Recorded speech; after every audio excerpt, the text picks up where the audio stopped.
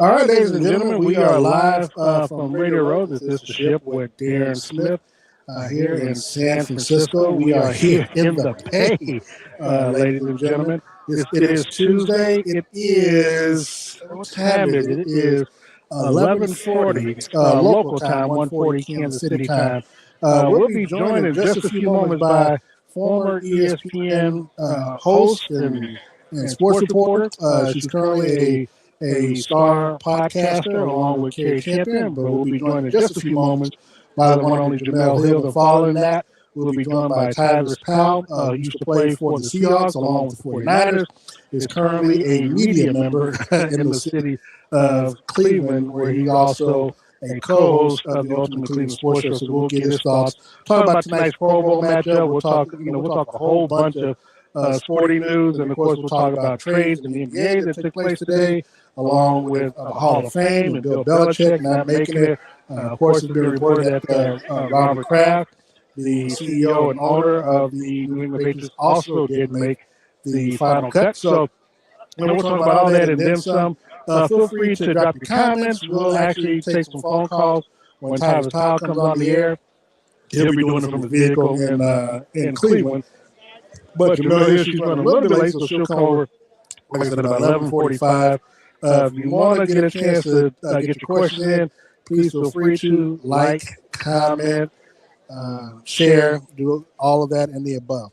So I tell you, thus far, if you ask me, here on Radio Row, it's actually for Tuesday been pretty busy and pretty hectic.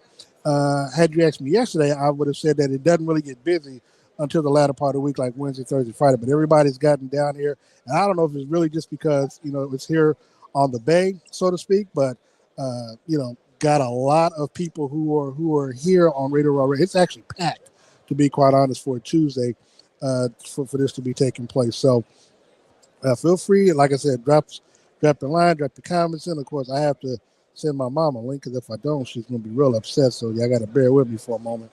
Mom's just out here just doing her thing. So, and we'll have a lot of great guests on as well. As you see from the description, we'll also have UFC's Mark Kerr. He's going to join us at 1 o'clock local, which I think is 3 o'clock Kansas City. So he's going to be joining us as well. We're going to talk about the Smashing Machine, his, the movie, of course, that was his nickname when he fought. His thoughts on the Ultimate Fighting, where it's at right now. The fact that, it is on Paramount and the amount of money the UFC got, I definitely want to ask him if he thought when he first started that UFC or mixed martial arts or Ultimate Fighting would be where it's at today. So a whole lot going on. Let's see here. And some other guests we'll have on this week. We'll have Robert Davari, who is the CEO of TIXR. He's actually hosting all the best parties this weekend that I'll be going to. Shaq's Funhouse, Sports Illustrated, The Party, the lineup at Pier 80, featuring R&B and ribs with T-Pain and Sean Paul. So, yes, yours truly will be in the building for all of that and then some. Let's see what else we've got going on here. Guy Fieri's Flavor Town Tailgate Complex Family Style Food Fest. Of course, we also have Lee Steinberg's party this weekend as well. So I would definitely be there for that. So make sure you just tune in. And, of course, we'll bring you coverage from all of that and then some. So, see, you got to make sure Moms is in here. Let's see here. What's going on? And shout out to my guy Steve Walls and his crew. They're actually we're sharing tables, but they're right here to the left of me, next to me. So we've got a whole lot going on here while we are starting our day. Have had a late start. Went to the NFLPA press conference, and of course, if you all saw yesterday, Robert Goodell's presser as well. So a lot of news coming out of that. And of course, last night we also had of course opening night. And so opening night was a lot. It was pretty exciting, for those of you all who haven't had a chance to be here live and in person. This is my ninth one, I believe, my ninth Super Bowl I've been able to do. So definitely grateful for that. And, hey, this is all of us thanks to Patrick Mahomes. And of course, there is a report about Big Pat Senior. We'll touch on that a little bit later, trying to make sure that is confirmed. I did see it on TMZ, but that doesn't mean anything. Every now and then how that type of stuff comes out. So we'll let well, once I get it confirmed, I'll touch more on that. But hopefully everything is good and everything, hopefully if that is true, everything is okay with him. So keep him in our thoughts and our prayers, and we'll talk more about that in just a little bit. Now, of course, you look at the matchup, you got the Seattle Seahawks taking on the New England Patriots. Seahawks are minus 4.5-point favorites. So I kind of know what I'm going to be doing Sunday as it relates to placing some bets here and there. So with that being the case, let me see. Let me look at the messages, see if people are commenting on it or whatever. I'm sorry. Trying to get a whole lot of this stuff done and putting my moms and everybody else in here because I know she's very interested in making sure she gets her shout out. So,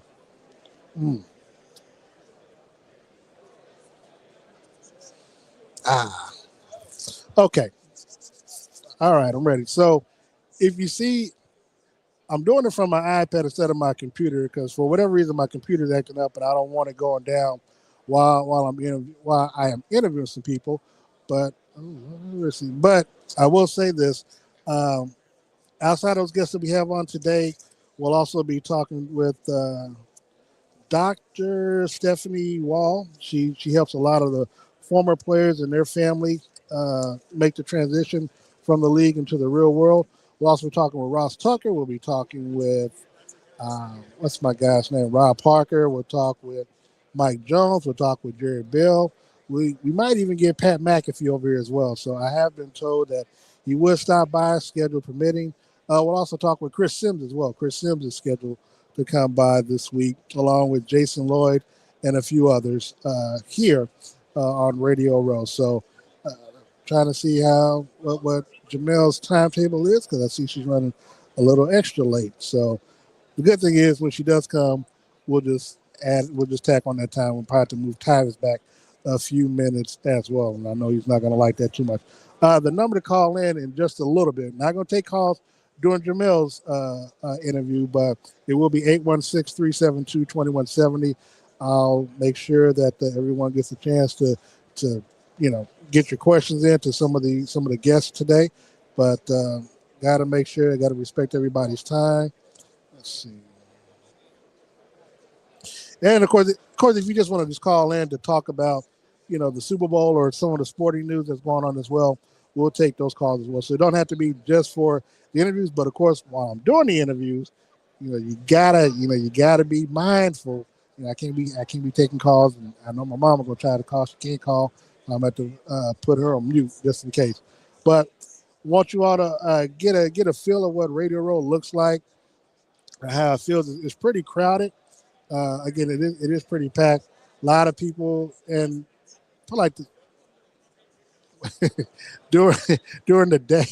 Well, during the day it's packed like this, but around 6-7 o'clock, it kind of dies down. One, because of the West Coast, and we do have a Super Bowl party tonight to attend for the media. So, just make sure that you get a chance to tap in, drop your comments, drop your predictions for Sunday's game as well, and if you got some parlays that you want to put together that you think I should play, please feel free to drop it in.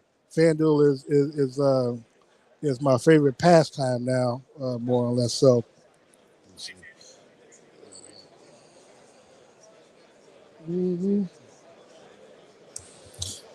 All right. So let's see here. Look at the news for the day. I know people just keep blowing me up right now, so I think they have to understand I am live. So you're just going to have to figure it out. There are links.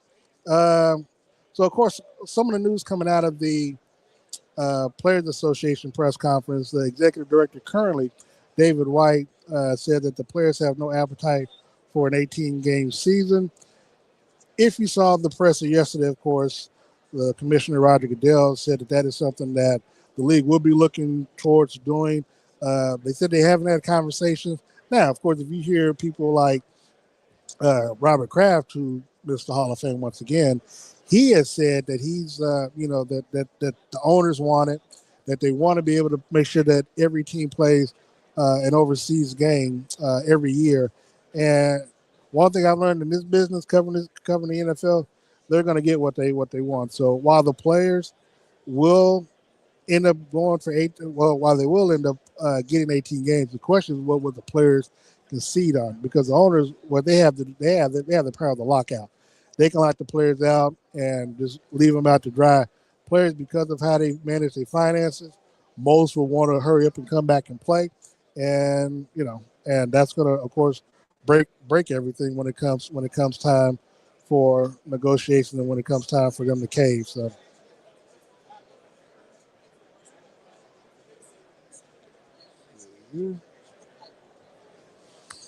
All right, waiting to hear back from Jemele. We'll see what her ETA is. Let's see other news coming out of that. Let's see, and they said that they're not open for negotiations as it relates to that, but of course that's always exciting. In Cleveland today, it looks like Todd Monken had his introductory press conference. Said he is excited about Shedeur Sanders, but of course he did not announce if Sanders will be QB1. Speaking of Shedeur Sanders, of course, he will be starting, or he'll be playing and participating in tonight's Pro Bowl, which is taking place really across the street at the Moscone Center, and where the NFL Experience is taking place. So if you're in the San Francisco area, of course, tickets are available. I saw the setup yesterday. Wasn't really too impressed. They do have the 40-yard dash. Of course, the Chiefs have a couple of linemen, Trey Smith along with Creed Humphreys, that will be participating in it as well. So shout out to them. They'll be able to, I saw them yesterday. I told them, seriously, just don't get hurt. Have a good time. Don't get hurt. I don't know if they're going to be doing the 40-yard dash or the dodgeball or anything like that, but they will be participating in tonight's festivities along with Shedeur Sanders. And so we got Jemele Hill coming, and we also look like we might have oh my gosh, because he's the one and only. Oh yes, Kerry Champion as well. All right, let's see what we got here. Let's see. Oh, good to be seen. It's been 10 years to see. God, it has been 10 years.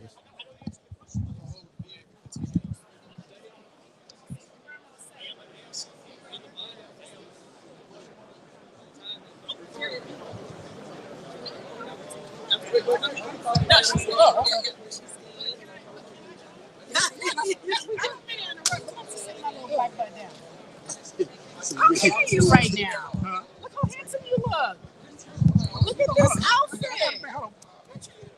Make sure you repeat what you just said. I want everybody to hear that. I just want everybody to hear that right now. That's all. Here's your microphone. Okay. Don't be shy. All right, so ladies and gentlemen, I'd like to welcome you to the set, Miss Kerry Champion and Miss Jemele Hill. And shout out, because we were just talking before we got on here. 10 years ago. I know. First radio row in Houston. I remember I told Booker T he had to get up because he was sitting in your seat when you came. So I appreciate you there, appreciate your time today. And so no problem. So you and Kerry, you all, I think this is your second or your third endeavor in the broadcast. So tell me what you all have going on. Okay, so we have a new podcast called Flagrant and Funny, which is an iHeart production. So it's available on iHeart, Apple Podcasts, wherever you get your podcasts. Also available on YouTube. And really, the show is what the title suggests. It's centered around women's sports and also the intersection between sports, race, gender, and culture. And so, I think a lot of why people have enjoyed Kerry and I working together is because of our chemistry. Yeah. They know it's a real friendship. And so we're able to talk about sports in a way that is dynamic and unique to our personalities. So it's really, it's one of those things where it doesn't feel like work at all, especially when you're working with one of your good friends. So I'm excited about it. So we just started. We're taking advantage of this week here at the Super Bowl and looking forward to wonderful things to come. And let me first off apologize. It's Jamel Wallace. So I don't want. Oh, no, telling people my government name. I'm just saying because I'm No. It's still Hill. Okay. I I will say this is Wallace is the name for things that require paperwork. Okay. Right? It's but out here in the atmosphere in the wild, I am known as Jemele Hill. I mean, I'm from Kansas City. We will fight. You know what I'm saying? I get it. I understand why that last name could be important. Yes. So check this out. So, of course, 10 years ago, you and Michael Smith, y'all were starting the 6 at 6. Mm-hmm. Man, that was some time. And of course, a lot has transpired since then. We had a new president, and we had another president after then, and we had that old president come back again. And you were one of the people that he just wanted so flagrantly to attack or whatever. But how is that time period from 16 to now, helped you grow as a reporter, as what you do, as a commentator, and how you take a look at things in your perspective? Well, what I would say is that I've always been somebody who's been pretty comfortable in my own skin, but I think it just gave me even more conviction. And while I never anticipated that me saying that on social media would have the reaction that it did, certainly never would have anticipated that the president himself would address it, that I would one day be the subject of a White House press conference. But, I think it just made me more convicted in my spirit, as they say, about not just that, but just the things that I believe in. And, as we see now, we're in a real fight in this country for a lot of things. We're in a fight to try to understand the type of country we want to be, to understand what really we want to represent our country in a lot of different ways. And so it feels like that battle was sort of preparing me for all the things that we're experiencing now. And how do you feel like social media has impacted what you do in a way? Obviously, either for and against. Well, it's not just me. I mean, I worry about the impact on us as a society because it has, while it certainly has led to many wonderful things. Like I think about the type of writers, personalities like yourself and others that I have been exposed to because through social media, being able to see people in the media space that I wouldn't be able to see before. I think that's wonderful. Us being able to be awakened about different people's works and their purpose. The downside, though, too, is that now that capitalism has firmly gotten a hold of social media, they've removed the guardrails. Like every week, I am fighting against a fake quote that somebody circulated that I didn't say, and people writing news stories about it. I was like, hey, man, what happened to fact checking? What happened to accuracy? That stuff is out the window. And so you see very clearly these purposeful diagram tactics to create constant rage and outrage on social media, not just with me, but with, I'm convinced that 90% of the conversations about dating on social media are from bots and are fake. And what it's doing is it's setting expectations, a mentality in different communities about dating and marriage and all these other things, and changing your perception, not just about those things, but about events and about things happening in real time. I don't think people understand the degree in which social media is training you to think in certain ways because it's replaced the face-to-face interaction. That is true. Yeah.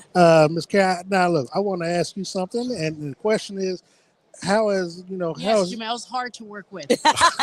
see, she don't give me the tea, the real tea. No. So I want to know from you, like, what's it been like since you left ESPN and just being able to, find yourself in the platforms and the format that you've been able to do? It's been growing process for me. I think that I've always been, and I wouldn't call myself political, but apparently I am. And I think that I am really one of these people who I don't let anger, I don't let fear define me. We did a podcast the other day. Jemele said something so beautiful, and it was just, that's the perfect definition of where I find myself and what I've built my platform on.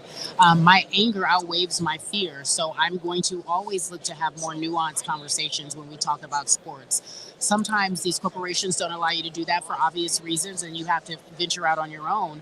And now we're starting to understand the value in independent journalism and independent journalists. If they didn't exist, even though Jemele just complained a few moments ago about there are people making up stuff what happened to fact checking, absolutely correct.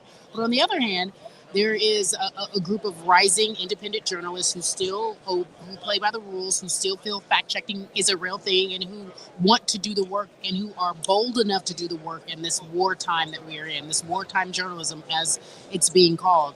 So for me, that's where I found my footing. That's where I found my home. I live with boundaries, discipline, and passion, and I try to put that on my platform.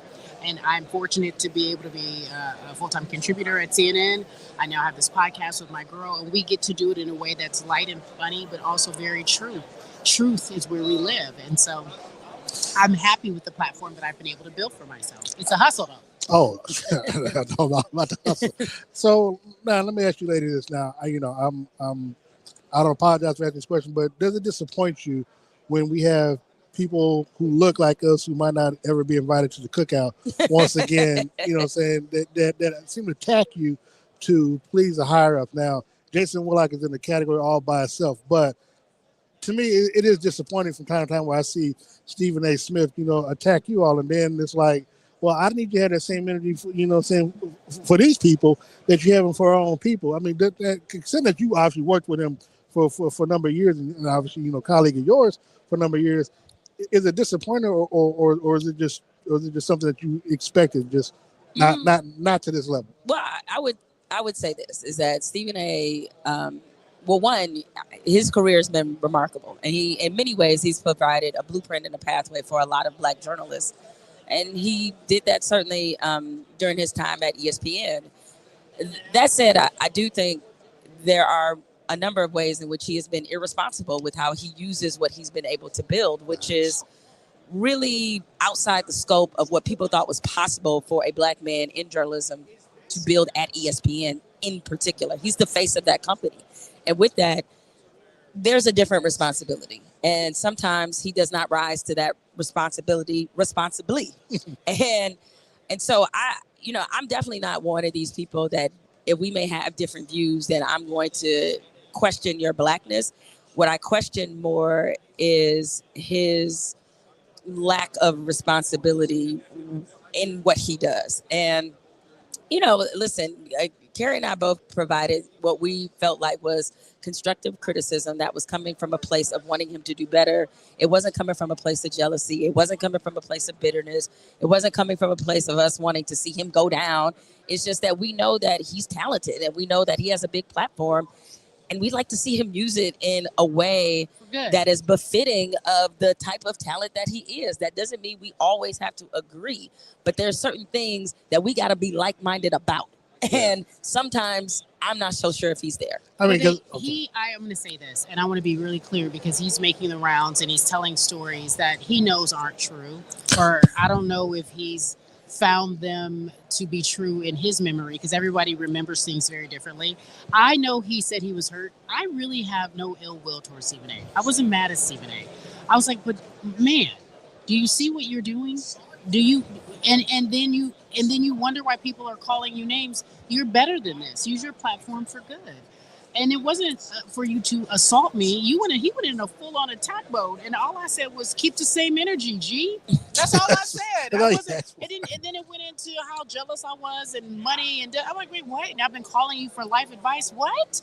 Like, no, Stephen A., if you are listening, you can use your powers for good. It doesn't mean that you have to attack us as a result. That's all we said. We are happy that he's getting his bread. You got to get it. Get it. Somebody got to get it. You get it. You are the face, so you go get it. Yeah. But it doesn't mean that you have to attack us in the process. Got to ask you, 10 head coaches hired. None of them look like us. Robert Saleh doesn't want to be known as minority until he gets pulled over. So we'll see how that. Robert Saleh was great. How that works out. So that being the case, your thoughts on the Rooney Rule and the fact that, people are getting hired and none of them look like us. Yeah, to go 0 for 10 is crazy. And this is, I think, the most jobs have been available. This is tied record number of head coaching openings. 10 is a lot. What I would say is that the Rooney Rule, while well-intentioned, and I'm not advocating for it to go away, because we at least need some kind of reminder, some kind of presence about, hey, this is important, but it can't legislate or fix what is a mentality, not just in the NFL, but in our wider society at large.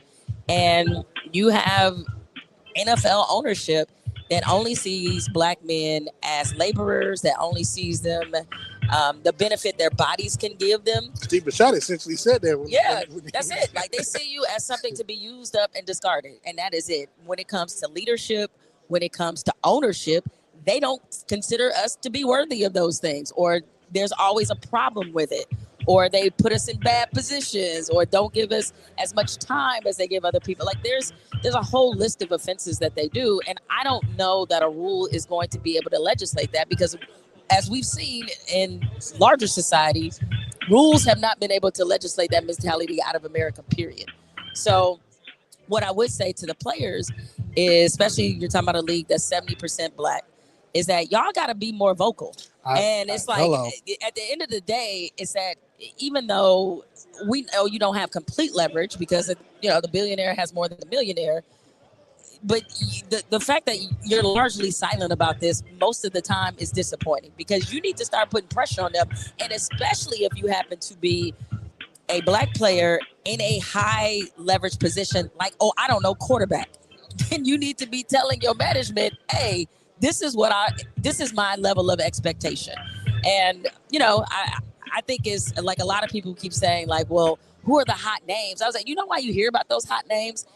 A lot of times is because their agents are on the phone with Adam Schefter. They're on the phone with a lot of these NFL media personnel. And I'm not saying that those names are not qualified and good names, but I also need the agents that represent these coaches, the PR staffs or whatever, get that narrative going about them being geniuses the same way that y'all do when it comes to other coaches. And a lot of it is about us fighting against a narrative. Like, they'll quickly label a white coach a offensive genius, all right? Will. And they might be one, but the reality is, like, once that label gets attached, then they become somebody that the owners want to hire and that sort of thing. So it's like, I think there's a lot that could be done, but for the NFL, they need to be embarrassed. But then again, they're not embarrassed that they exiled Colin Kaepernick from the league. So what do I expect? And look, I will say this. Roger Goodell talked about, when he was asked about the Epstein stuff as it relates to the owner. I'm upset because, now they got this press awards invitation only. And I think they got upset at me 2 years ago because, I followed up on Jim Trotter's question about minority representation. And last year I kind of stuck in there with Josina Anderson. But this year, they made sure I couldn't get in. But my question would have been to Goodell, are you protecting these owners because your name might be in the Epstein file? See, nobody asked him that question. Well, all exists, but we don't know how deep it goes. Right? Hey, 3 million fouls. I mean, obviously, when you see about the Giants and some of these other owners, and he's their boss. Now, look, he will come down, with the iron fist on these players for little to anything. But these owners got to wait till the facts come out. Yeah. Those facts will never come out. It would be interesting to see where he takes this. I mean, he said they're taking a look at it. As you mentioned, there's certainly been a certain precedent and a certain vigilance that's been exhibited with the players that you often don't see with the owners. And so I think we have to keep in mind, and I don't say this as any kind of brag, but like, Roger Goodell is there to protect the owners. Oh, yeah. I mean, just period, point blank. He represents them. $64 million a year. Correct. Like, and the reason why they keep paying him more money is because he keeps protecting. Because of press conferences like the one that we saw to kick off Super Bowl week. Yeah. Before we get out of here, your Super Bowl predictions for Sunday. I think the Pats will win. He said, huh? I think the Pats will win. I got patient. And I'll tell you why. Okay. Well, I can't tell you why. You don't know me like that. You might take me too seriously. He's worried. So I'm going with the Pats. Okay. Well, that's different. Well, even though as a 49er fan, I truly despise the Seahawks, I do think that they are the better team. I'm going to go with the more experienced quarterback, who will be Sam Darnold, even though he hasn't been in this position necessarily. He's been through some things in the league. We know about his story and what it took for him to get to this point. And I think that shows up. And I think the Seahawks have a magnificent defense. I do have a bit of a rooting interest in that the Seahawks running back, Kenneth Walker III, another Michigan State grad like myself. Okay. So I am going to roll. Yeah, I'm going to roll with the Seahawks. They're going to win at 28-25. I even gave you a score. Now, I will say this now. Of course, I texted a couple weeks ago when the whole Lynn Jones stuff took place. Shout out to you for using your platform. Obviously, when you said what you said, but you also was on your platform. And Dr. Ben Chase's platform apologizing. So I wish people would have the same type of integrity that you did, because, look, our good friend Rob Parker, I was on his radio show 2 weeks ago, and I jumped on him. And he was like, well, Darren just has a disagreement. I said, no. I said, I need you to have the same, like you talk about same energy. Yeah. The same energy that you went after Lynn Jones. I said, I need you to have the same energy on these white reporters that was jelly glazing Josh Allen after his loss. I mean, that was pretty interesting because, like, after a few weeks after, we sort of have that conversation about what's professionally ethical and allowable. You saw a ton of reporters on social media. Nobody said a mumbling word. Say like, oh, I feel bad for Josh Allen. And man, I mean, I think Josh Allen is a wonderful quarterback. I think he will eventually win one. No, he but won't. they were expelled. You in Kansas City. I get it. I get it. I think he is. I'm going to say it. I think he is. He's like, no, he won't. I'm like, damn. You're wrong. As a backup to Mahomes, maybe, but he's not winning one. I think Josh is going to get one. Okay. But we can disagree on that. But I understand why you would say that. But no, I mean, there's a lot of media sympathy that Josh Allen gets. And let me be clear, it's sympathy Josh Allen doesn't want or ask for. Yep. He doesn't. It's like he doesn't ask for that. It's like they have sort of adopted him as a little baby brother. So let people know where they can subscribe and watch your platform and watch your show. Funny. We do it 3 days a week. Wherever you get your podcast, and on YouTube as well, and on YouTube to watch it. I actually think it's better to promote the YouTube aspect. Do you think? Okay. To see our faces. And Jemele got a 47-inch bust down. She done changed, y'all. That's right. I'm acting brand new out here. That's right. She looks Get me together. Yes. Carrie Champion, along with Miss Jemele Hill. That's right. Keep the stage name going. Thank you so much for joining me, and hopefully y'all stop by Kansas City. Say, hopefully. Can't at that point. More importantly, hopefully it won't take us another 10 years, right? Okay, that is true. That is true. But I do appreciate you keeping the same number too. Okay. So you know how I do. Okay, all right. Thank you, ladies, so much. We'll be right back. Bye. Thank you.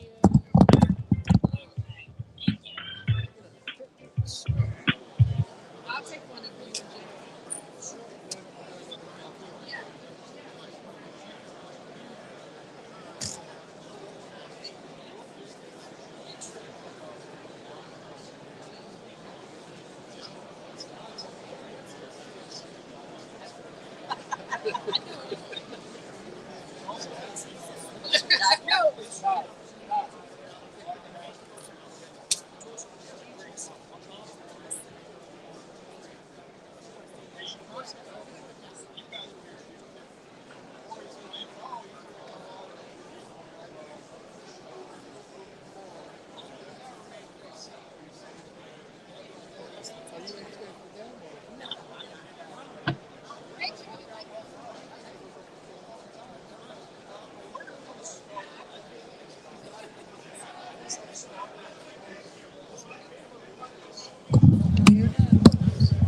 All right, good. I'm on there.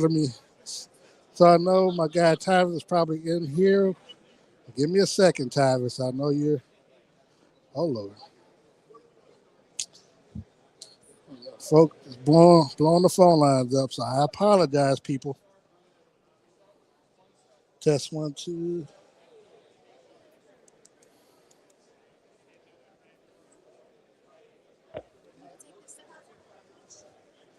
Let's see.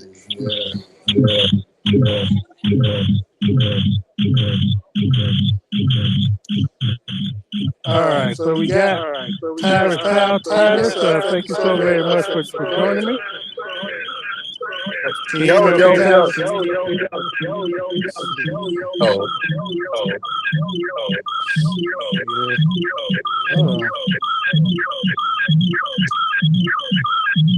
All right, give me 1 second, Tyvis. All right, Tyvis, how you doing, brother? All right, I'm doing good. How about yourself? All right. I'm doing good. About yourself. Make sure I got the Okay. Okay. There you go. There you go. All right, can you hear me, Tyvis? Yeah, I can hear you. Yeah, I can hear you. Okay, good. Yeah, All right, brother. Well, now, if you want to turn the camera on, so our audience can see you. Say that again. I said, so if you want to turn your camera on, you're more than welcome to. I said, so you want to turn your camera But on? I know you're driving, so I get that as well. So if you can't, I understand.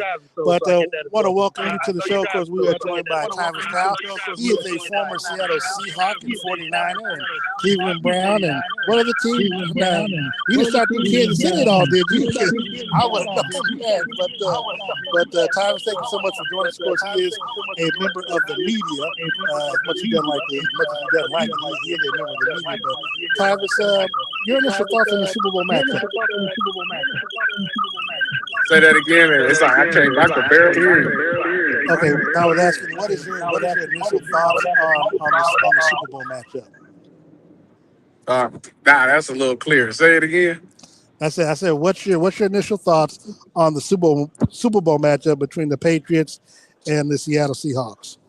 Well, I know that everybody's not excited for it because it lacks, that star power. You think about those good quarterbacks, Sam Darnold and Drake May don't jump off the page for you. But I think ultimately it's going to be a good matchup. You got two really good defenses that's going at it. Obviously, Seattle, we've seen what they've done.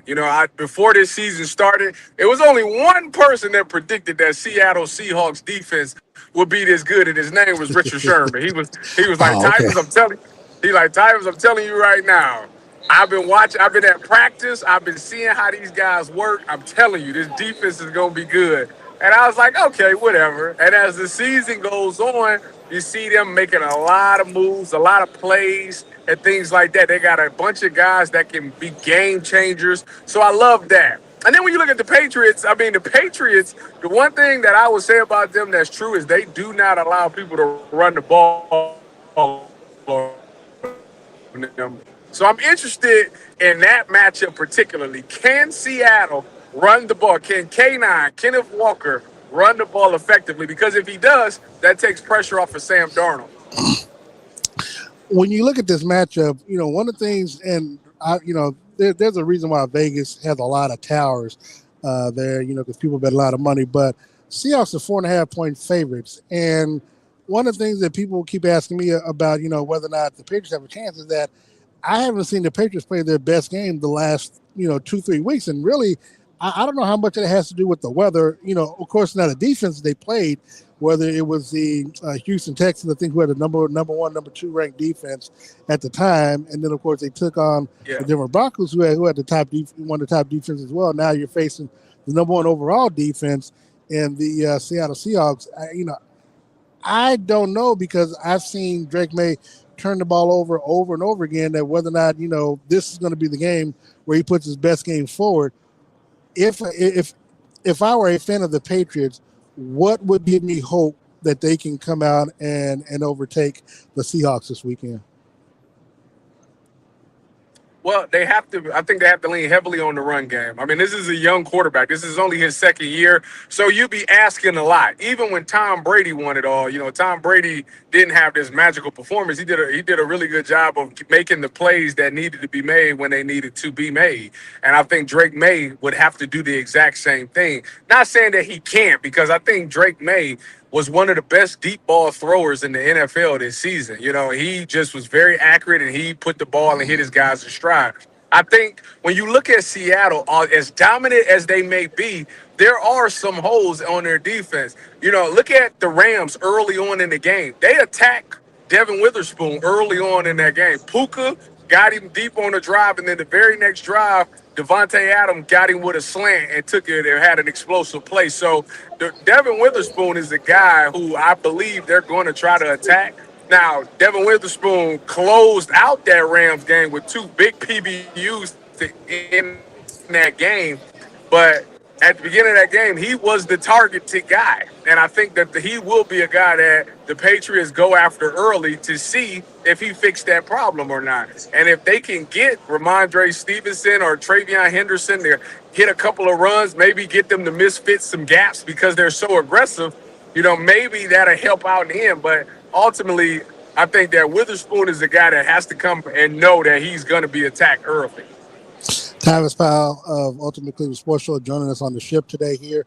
We are live on Radio Row in San Francisco, California, where the Patriots will be taking on the Seattle Seahawks in Super Bowl 60, Santa Clara, this Sunday. Now, Tyvis, tell us about your time here in San Francisco now, because you played for the Seahawks and you played for the 49ers. Now, did you meet or were you teammates with Sherman at both of those locations or one or the other? Yeah, he so I met him when I first got to Seattle. He was there. They had just brought back the LOB, so it was him, Earl, Cam, and Brandon Browner had just signed to come back in 2016 when I got there. So it was nice to be able to share with all of them. I ended up leaving and going to San Fran the next year, and then he followed me 2 years later because he just loved me so much. He loved being my teammate so much that he had to follow me to San Fran. So we became teammates again in San Francisco for a season. All right, so now your time at San Francisco. I mean, look, they've gone through defensive coordinators these last 5 years.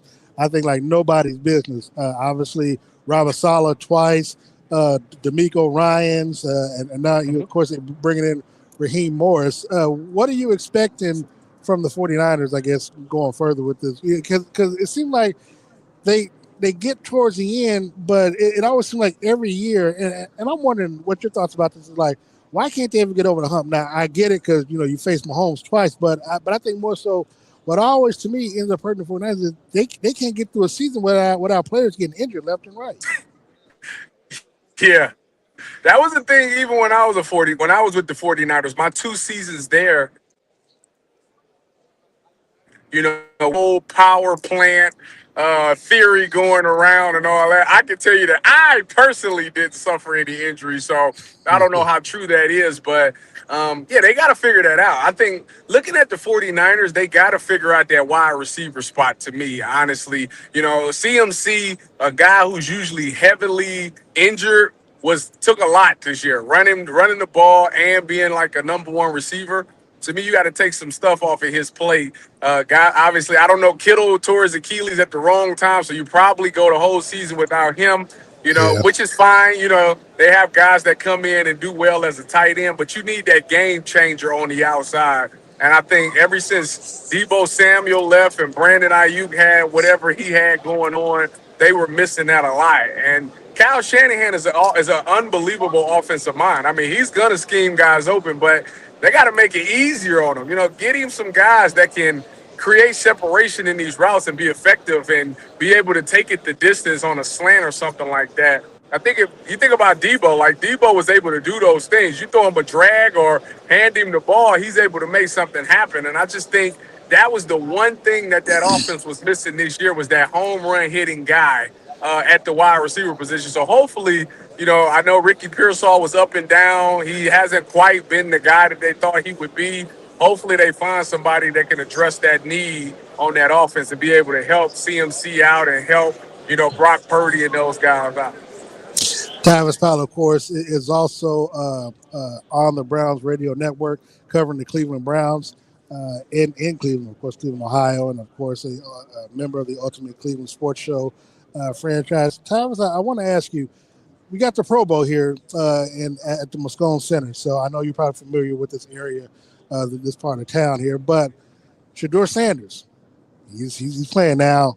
We know the big hubbub this entire season when it comes to Shedeur Sanders, whether or not he should have been a 5th-round draft pick. I don't think he should have been, but, life is what it is. But that being the case, the NFL chose him to play in the Pro Bowl. Wasn't like he was overseas, mind his own business, getting some jeans manufactured in a Chinese probably sweatshop or something like that.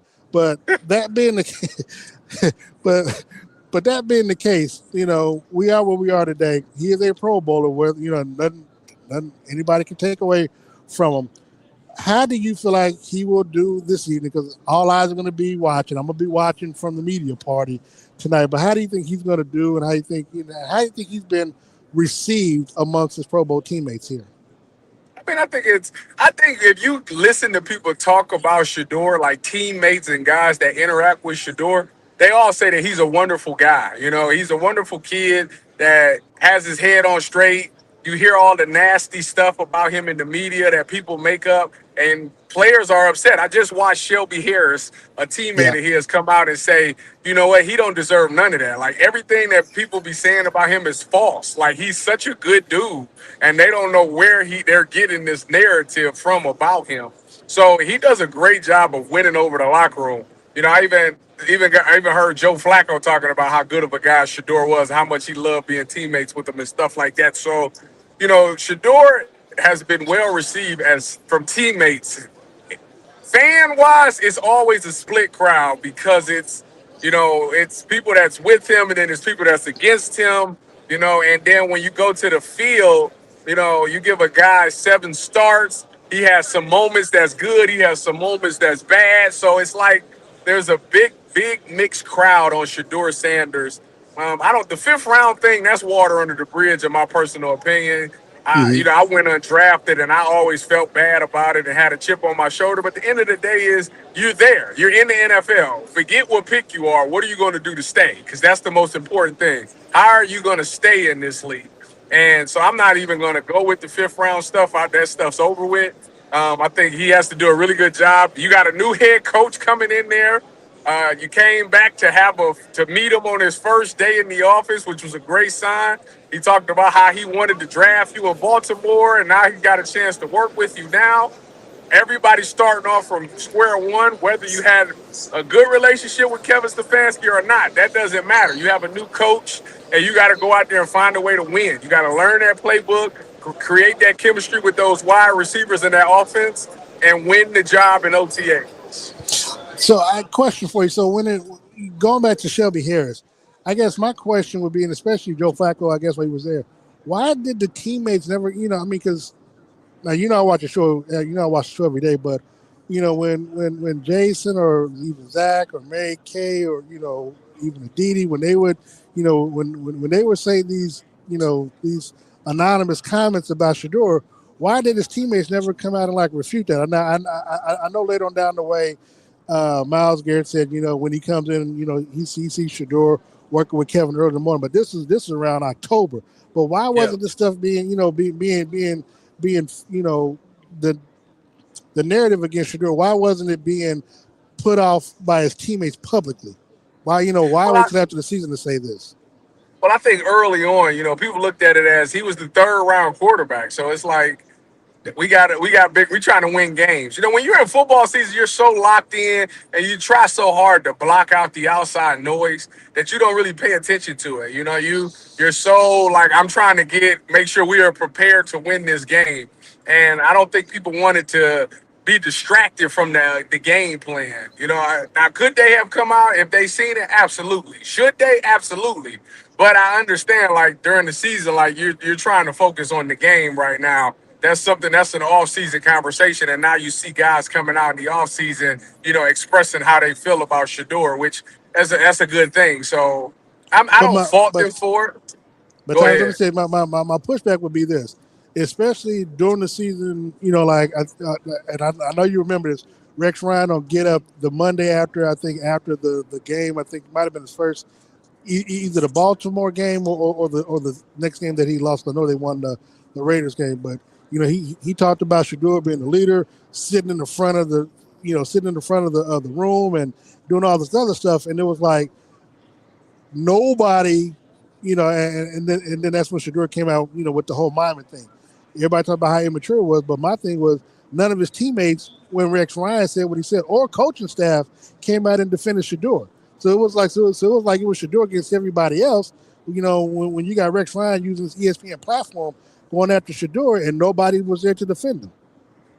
Yeah, I agree with you. They should have. They should have come out and said something. But again, at that time, he was the 3rd string quarterback, and I just don't think people was really putting any energy into that to a guy that wasn't playing. Now, when he became the starter and shows you he could ball, I feel like that should have been the time to come out and be like, all right, y'all need to chill with the narrative and all of those things. But, again, he was the most popular 3rd string quarterback in the world at the time. So, I think, and on top of that, you don't know what the messaging is from Kevin.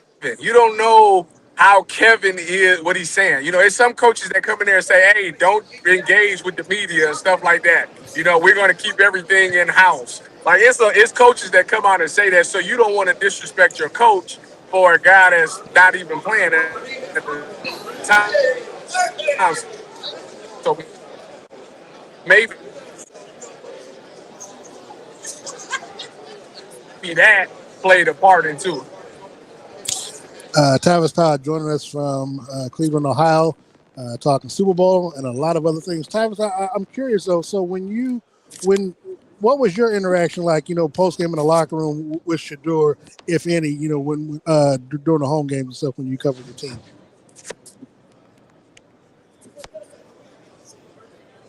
Hold on, I can't hear you, Darren. Okay, well, so I'll let him tap in and tap out, tap back in. Of course, I want to give a shout out to my mom. I see that she's listening, so shout out to her. We'll bring Tyvis back in when he taps back in. So again, the Pro Bowl is tonight, and we got Tyvis back. All right, Tyvis, can you hear me? Okay. Okay, so my question was, what was your interaction like with Shedeur during the times when you were in the locker room post game? Getting sound and stuff, or did you ever have a lot of interaction with them this season? I've only had a couple of interaction with him. He's been always good to me, and I always thought he was getting a raw deal. I really did. I thought like what you hear about him is not who he is at all, and that's why I was so vocal about it when I got a chance to talk about it. Like this is a dude who just puts his head down. He literally just want to work. Like he come in, he works, he does everything you ask him to do. He's respectful. He loves to be there. He's thankful for the opportunity. Like it was all of that. So like I never understood where all this hate came from. And a lot of people always point to his father, and it's like, and what you find out is not the fact that people hate Shedeur. Is people hate Shedeur's fan base and they take it out on Shedeur. And I just think that's not fair. Like that has nothing to do with him because he is a model citizen. He is a guy that, he is a guy that's going out his way to help people in the ghetto. People have fires. He helped them in that situation. He's going to talk to kids. Like, how can you hate a guy like that? He's doing everything right. Like, I don't understand it. So I get the fans thing. Like, people hate his fans, but you can't take that out on him because that has nothing to do with him. I don't even know why he taking it out on the fan base? Because to me, his fan base, he's bringing his fan base over to the Cleveland fan base, which is crazy because they're buying merch. Now I'm pretty sure the owner is loving his fan base because it's translating into dollars. I do want to ask you this because I'm gonna have Jason on later on this week, and I'm gonna ask him directly. But I'm curious as your thought of he and others would always say that they need to move on from Shedeur, move off. But I'm like, why would you move on from the Golden Goose? Because I was telling McNuggets and a few others when they drafted, I'm like, you all about to get your version of Patrick Mahomes. Now we didn't know what Patrick was going to be until his second year when he won the MVP and AFC Championship, and then what came of it. He's already coming in with that type of stardom, with that fandom right off the rip. But again, and some of it was his doing with his play on the field, but also because of who his family is, and they've seen him grow up, but before your very eyes. Why would you, especially when they call him a quote unquote distraction, when he's not a distraction in a bad sense? Why would you be trying to get rid of the Golden Goose when he's essentially what has been feeding the media this past season? Because Jason's point is that when you look at his stats and his analytics, like analytically, which the Browns is a huge analytical team. Analytically, he doesn't perform well and his numbers are bad. And his point is if a team is truly driven by analytics, then that would mean that they would see his analytics and say, oh yeah, well, this is not going to be the answer and they need to move on. But everybody else with the eye test would say there's something there because you've watched him play and you've seen him make some unbelievable throws and you watched him be able to hit everything on the field. Now, consistency is the biggest thing with him. he looked like a rookie because he's a rookie. Like, that's the thing. And people want to give it more time, and you want to be able to put more pieces around him to see exactly what it looks like. Can he learn the game? And, Jason is a little bit more inside than I am, where he's like, people, maybe coaches are maybe telling him, he's not reading defenses correctly. He's not seeing blitzes and calling them out and flipping protections properly and all of those things. He doesn't know when he's hot and all of those things. So it's like for him, it's like he doesn't have it now. And I don't know why Jason was so big on they need to move on immediately when there's so many other glaring holes that also need to be fixed. That's why, to me, I said the best thing for him is to get this year under Todd Monken, get him some weapons around him, get him a little bit of a better line. Doesn't have to be a perfect offensive line because he's not used to playing with a perfect offensive line anyways. But he definitely needs more weapons to be able to distribute the ball to and help him out in that situation.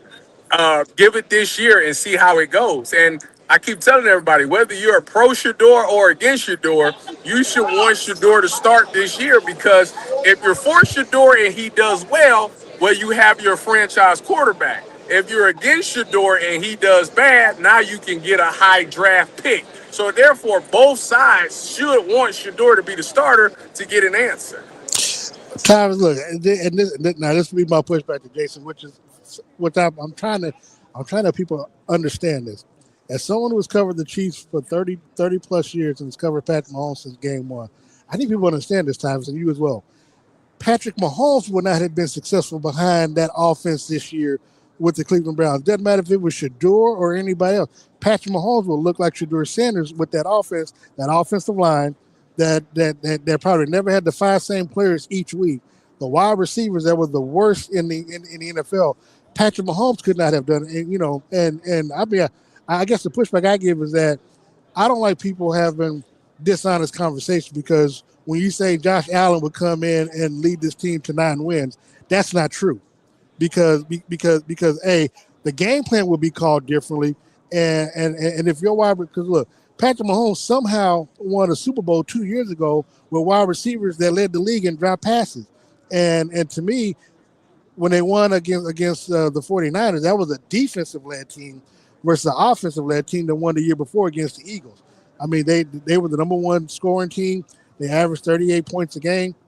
The following year, I mean, hell, I think it was a drop of like 15 points the Super Bowl year that they won against, that they won against the 49ers. So for me, it's like it doesn't matter who you put in that offense last year and the way Kevin was calling.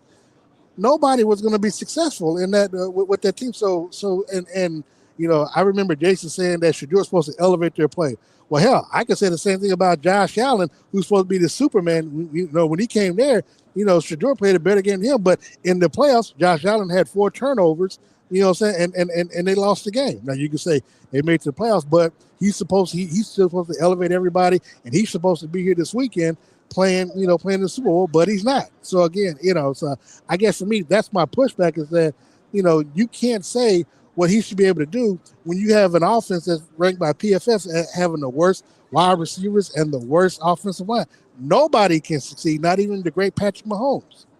Mm-hmm. Yeah, no, I agree with you. That's why I say this year should be all dedicated to fixing that offense. And you should have an answer by the end of this year on whether or not Shador Sanders should be the guy. And hopefully he can be, because that makes things a lot easier for the Browns moving forward. And hopefully they can get back into the playoffs sooner than later. You, of course, Todd Monken had his introductory press conference today. Some of the notes that I saw online said that he's excited to coach Shador. That's probably to be expected. But he wasn't quick to name him name QB1. Your initial thoughts from what you've gathered from because I know you might have been on the air while this was taking place, but your initial thoughts on his introductory press conference and what you took from it.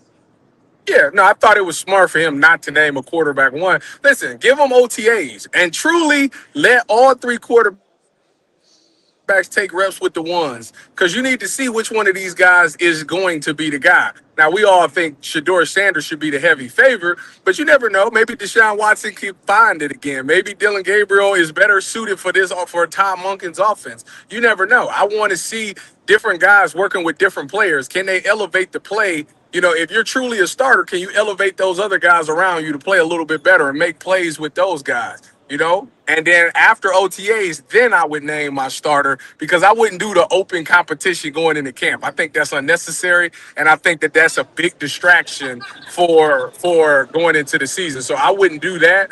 The other thing I took away was this Jim Schwartz comments about him and Jim Schwartz had a phone call. He's not going to talk about the phone call, but he said that he wants to run the same defense, whether or not Jim Schwartz is there. And he didn't come here for Jim Schwartz. He came here for guys like Myles Garrett. So when you hear comments like that, that tells me that Jim Schwartz is definitely not coming back. And they'll probably need to look to promote, you know, other guys. But I love the fact that he said it like that. You need to instill confidence in these players. Like Jim Schwartz, he helped y'all, but you were good before Jim Schwartz. You'll be good after Jim Schwartz. You need to have that confidence in your players and let them understand that it's not about just the coach. You are the players. You guys go out and make the plays. Well, I agree, but I'm gonna give you just a little bit of pushback, and here's the reason why. Because Patrick Mahomes won his 2 MVPs under Eric Bieniemy. You know, during the 5 years that EB was the offensive coordinator. Obviously, Andy Reid was the head coach. And people don't like to give Eric Bieniemy credit. I do, because I know, being at the practices, seeing the difference between practice and game day. These last 3 seasons, when Matt Nagy as the offensive coordinator, who might end up, I think he's going to end up with the New York Giants, Patrick Mahomes' play has regressed. He has not been the best quarterback in the NFL. He's been the most accomplished quarterback, but he had not been the best. And this I know that he agrees with, because I've heard from a particular source that I trust that is very close to Patrick Mahomes and closer than a lot of people will understand. That being the case, you know, Myles Garrett won his 2. Well, he won the second Defensive Player of the Year under Jim Schwartz. He won the first year Jim Schwartz came here. Probably should have won it last year. Didn't. He's going to win it this year. And with Jim Schwartz there, they've had a top 3 defense, you know, top 2, top number 1, you know, the last 2 out of the last few years that he's been there. So I can say that the coaching and the personality does make a difference, because when Eric Bieniemy was here, holding players and stuff accountable, he had a certain standard that he made sure that the players met. Yeah, he got on them hard. They practiced hard, but it translated on Sundays because they were averaging 38 points a game. Players were getting their stats. Mahomes got 2 MVPs out of it, and of course they went to the Super Bowl. Now the talent was still there after he left, but the discipline, again, the same wide receivers that won that Super Bowl in 2022, won in 2023, their play dipped dramatically because they were dropping passes left, right. MVS couldn't catch a pass to save his life until he got to Buffalo in the playoffs. And Kadarius Toney, you know, so, I mean, he ended up obviously getting, well, he couldn't even play in the Super Bowl against the Niners that year because he kept dropping too many passes. Yeah, he kept dropping too many passes. So I say the level of play and the intensity, you know, what I'm saying, could lessen. Now, can you bring somebody in on the same level as Jim Schwartz? Well, that would be the hope. But I can tell you from experience, from what I've seen, the coaching and the personality can make a huge difference in how you play. So I agree with you to an extent. Now the difference between what you said is, I think the person that you adapt the mentality of the coach, right? Well, Todd Monken is just what Jim Schwartz is. They both are alphas. They both have the same mindset when it comes to practice and effort and all of those things. So I think Kevin Stefanski needed Jim Schwartz, and Jim Schwartz was able to change the mindset of not just the defense, but the entire team. that entire team when Jim Schwartz first got there was all about physicality, toughness, taking Exactly. the Yeah, I fight, remember. trash talking to everybody. And that's because Jim Schwartz made the defense do that to the offense, which then turned the offense up. Well, the good news about this is Todd Monken is that already. So that's going to happen. That's going to stay. Now, I will tell you, with the part I will give you credit on, it is important about who replaces Jim Schwartz, because you can't just go get some guy that's not qualified and think that that's going to work.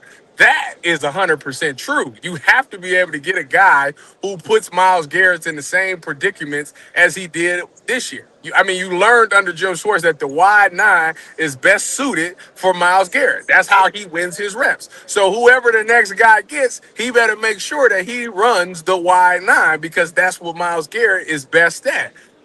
You can't just go get a guy who runs a 3-4 and think that that's going to work. That's not. So therefore, who they hire is important. But I think the mentality is already there because the head coach is of that same ilk as Jim Schwartz is.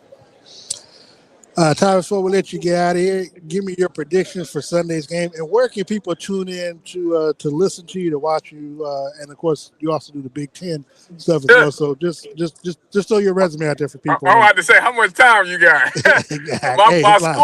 my score prediction for the game is I'm gonna go 24-17 Seahawks. I think it's gonna be a really good game.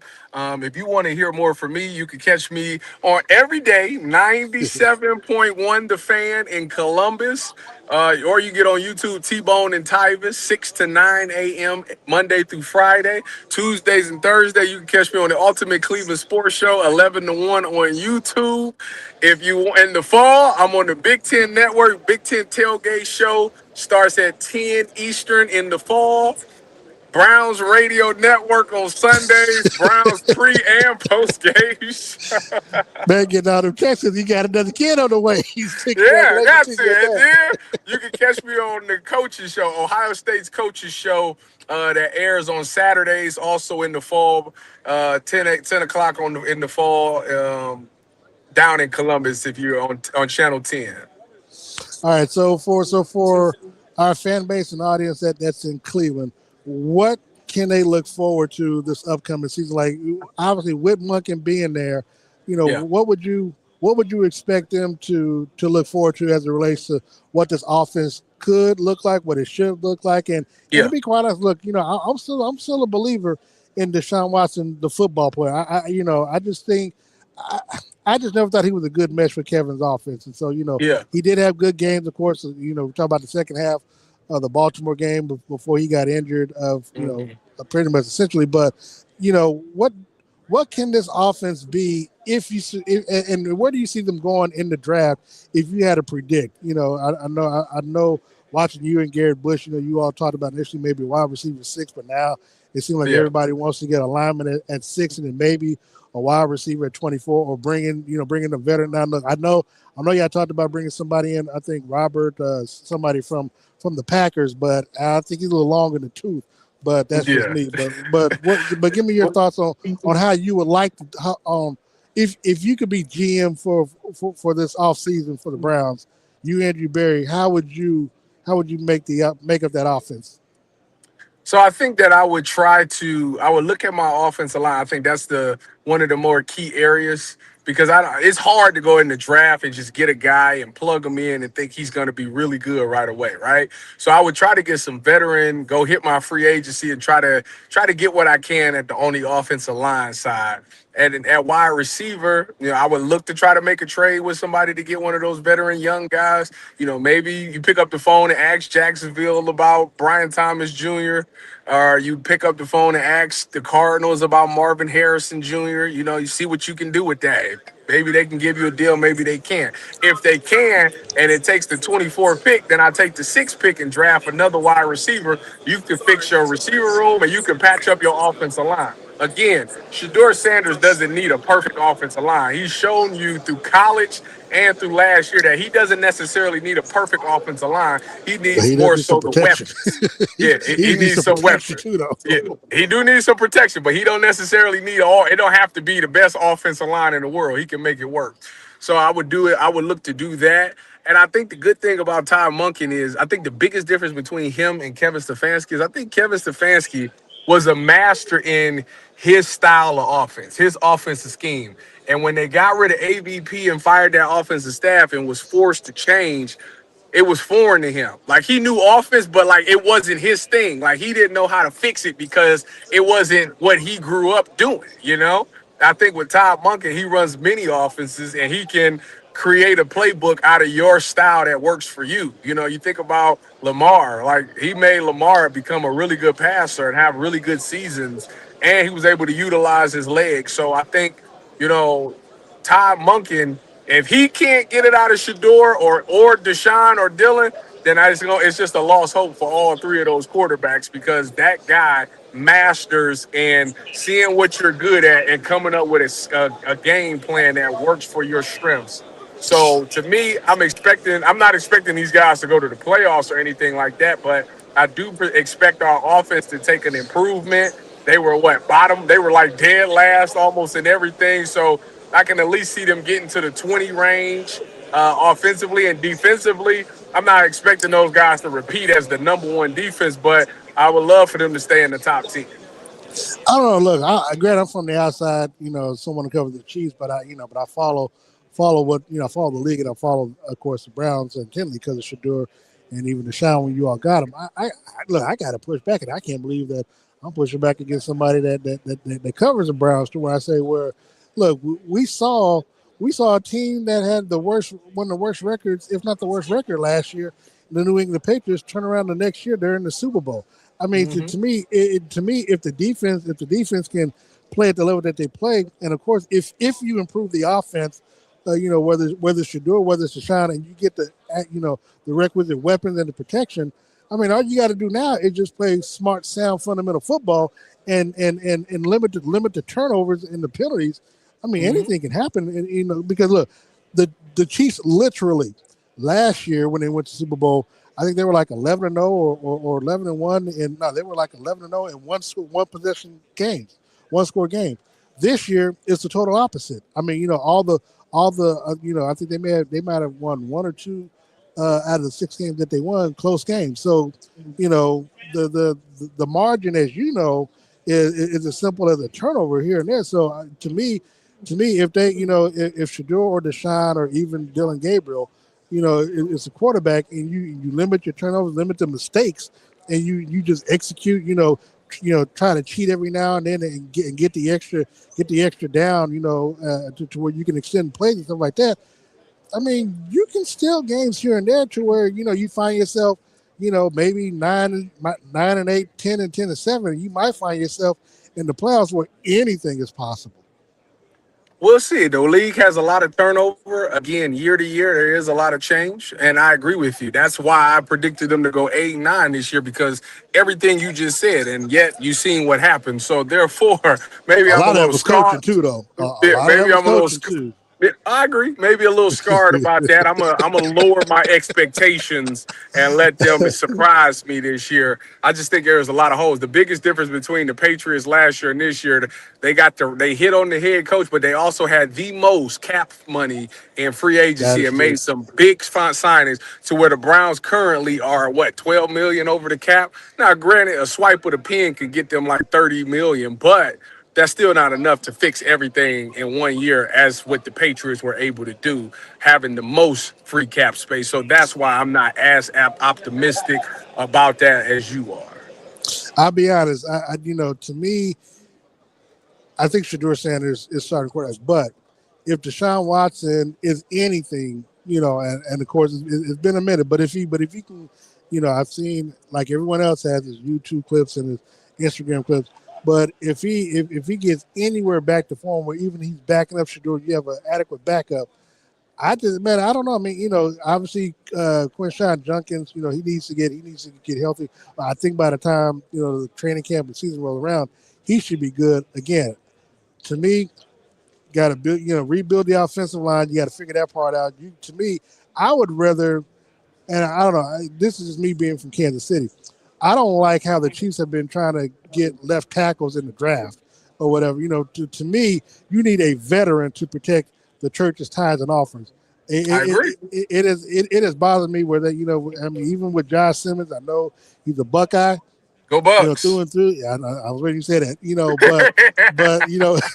But my thing is when it comes to Patrick, that's a $500 million investment. I got to have a Trent Williams guy out there protecting him versus a rookie. And Josh is good, but the thing about a Trent Williams is nobody want to move off of a Trent Williams, and that's when you get that solid left tackle. I get it. It's hard to get them because ain't nobody gonna give them up. So that's the problem.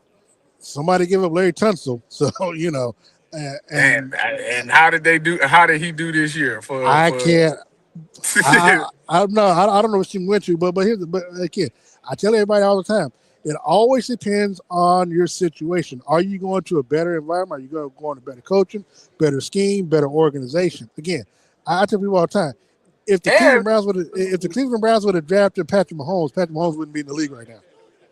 Yeah, that's probably a fact. And then again, I don't think the Browns had a cap space to even take on a Trent Williams. Like that they don't have it. That's what I'm saying. Like that's why it's so hard to be optimistic because they don't even financially have money to make some of those big decisions right now to be able to get some of those great players. That's why you have to wait until Deshaun's off the books, which I think is next after this season. So or it goes down significantly.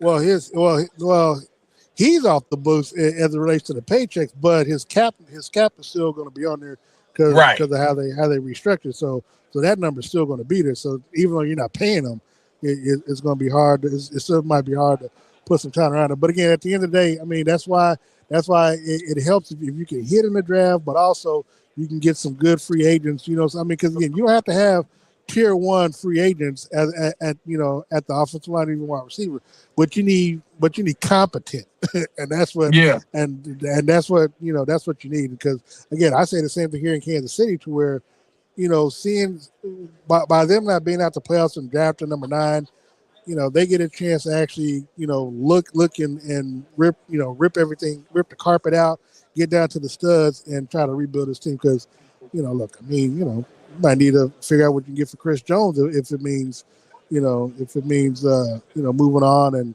and getting a premium left tackle for Patrick or whatever. So I don't know. I mean, I know everybody is buying in the Josh Simmons, and I hope he's the guy. But go Bucks! I see him in the locker room, and I don't know. He don't give me that that Trent Williams you better sleep with one eye open, one eye closed type of thing. So yes, I trust me, I can relate to you. I dealt with him for a year, so I know exactly what you mean. See. So he's a productive player. He gets better as time goes on. How about that? He's productive, but he also took a month off too.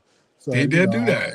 I can't, but yeah. But anyway, I'm not gonna poo-poo him.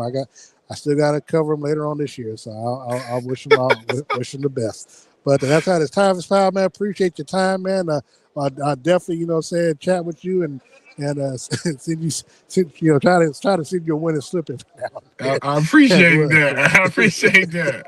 Thank you for having me on. Appreciate it. And I'm gonna tell you something. It's been hard out here because I ain't been able to put nothing out here in California, so it's been rough. You know what I'm saying? So. It's all right. I got you. I'll try to win one for us both. Hey, question for you. So I know the trade deadline is the 5th. Are there any certain moves that you see the Cleveland Cavaliers making by Thursday? Well, right now there's a lot of smoke behind Giannis, Anthony Davis, and James Harden, and I think Darius Garland's days is done. I think something's going to happen. There's no way that I think the deadline passes and Darius Garland is a part of this team. So I think they're going to make some type of move. Is there a scenario where Evan Mobley is not there after Thursday? If you talk about getting Giannis or Anthony Davis, I think he probably would have to be a part of that because why would you take anything else outside of him? Yeah, and if I had to flip a coin between Davis and Giannis, I would put all my chips on Giannis because Anthony, he ain't durable. He's glass. He's not durable. Yeah, man. And Giannis, and obviously, if you think about it, all the talk of where certain players can land. I mean, because from what I'm reading on ESPN, the Minnesota Timberwolves are really being aggressive in trying to get Giannis, and he and Anthony Davis. I just saw they made a trade. They just traded Mike Conley and to some, and I think they got some picks back. So maybe they stocking up picks to try to go after Giannis or something like that. And I did see where Jaren Jackson, Jacques Landale, Yep. and a couple others traded to Utah, where they also gave up 3. And I can't remember. But now they got Walter Clayton. So to me that means John Morant's going to be gone too. Probably, yeah. But Jock. But they also got like 3 first-round draft picks as well. So I mean, so these players are getting a lot of haul. And to me, I'm trying to figure out why a team like Oklahoma City Thunder, they got like 23 first-round draft picks. Like, bro, I mean, go get Giannis. I mean, look, if you got to give up Isaiah Harden or somebody, I mean, you got to go. Them owners don't want to pay them taxes. Them owners don't want to win either. That's the thing. You gotta do what you gotta do. But Tyvis, man, I really appreciate the time, man. Thank you so much. Thanks for being patient. No problem. She was running along and trying to get it from her previous interview. So apologize for having you wait a little bit longer. And we did want to take some calls, but people were blowing me up, trying to call my phone to talk to you while I was talking to your mother. I'm like, I said to wait. And of course, now that we, there was a couple of calls come through, but I didn't want to. You were doing your thing, so I didn't want to, interrupt you, whatever. So it's cool. But, what? Next time we'll do it next time for sure.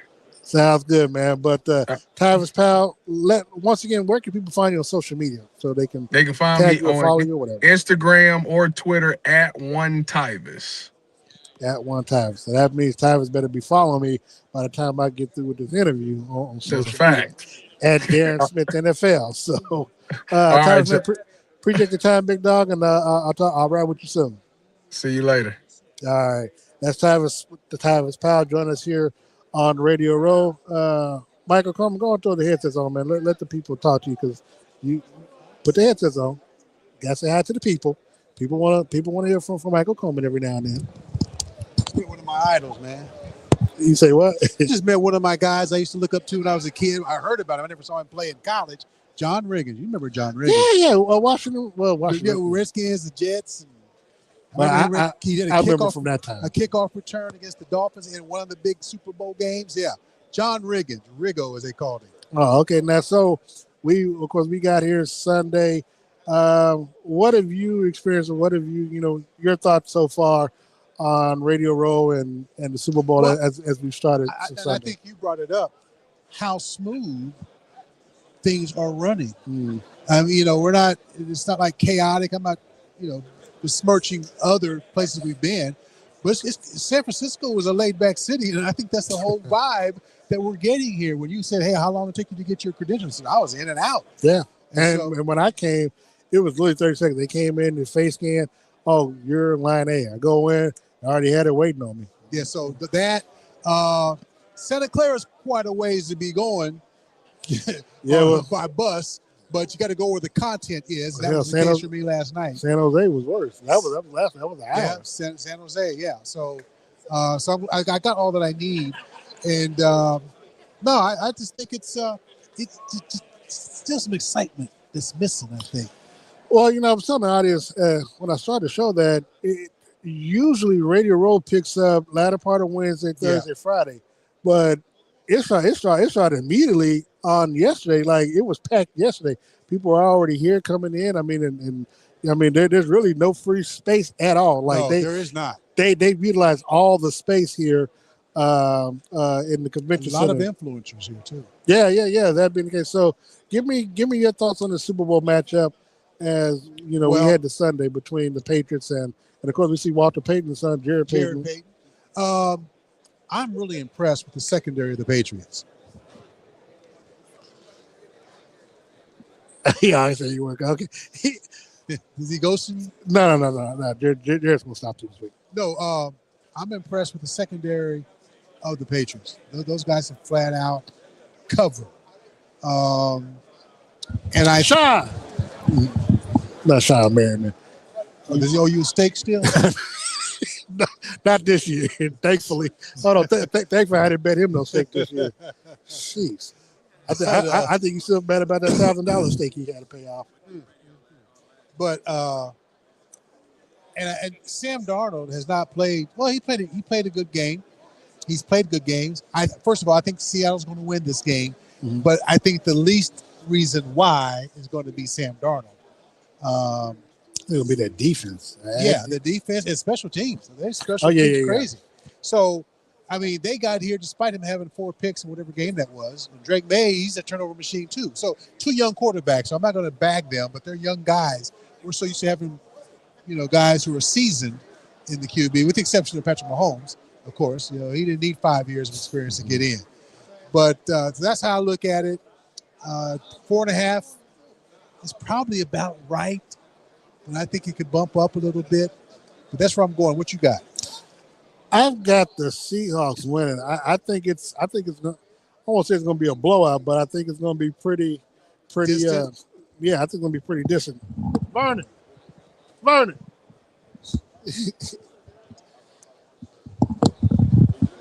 You got some people for me this week? Hey, you want to call Kanai? Yeah. Right now? Or? No, tomorrow. He'll be here tomorrow. Yeah, what time?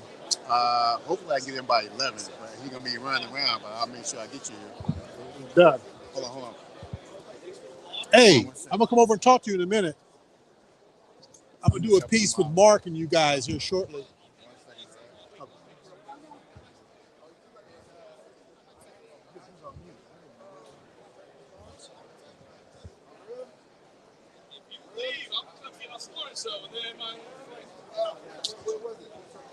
Give me your number. Oh, I see that one. DA. What? Say again? 816-372. Should come up. There it is. Boom. All right. Get my number out across the way. Now look, let me show you what he's doing. Hold on. Nice to meet you again. Ah, shoot. Taking a minute to go through, huh? It should be. What's up? Taking a minute to go through. Look, I'll just tell you, he's outfitting Coco Jones at National Anthem. Okay. All right. And he got a book coming out in August with Simon and Schuster. Say less. All right. Okay. Okay. All right. Tomorrow. Okay. I got you. Okay, just text me. Okay, I'm sorry. Let me take some phone calls because I know people people call me at the last second. Let me call. Let's see who's calling. All right, you on the phone. Hello, who's this? All right, you on the phone. Hello, who's this? All right, you on the phone. Hello, who's this? All right, you on the phone. Uh-oh, hold on.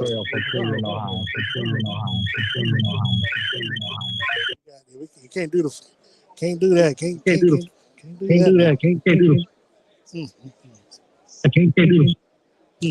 All right, let's try this. There we go. Hold on right quick. We'll take a quick time out. We're going to give me 1 second. We'll take a quick time out. We're going to give me 1 second.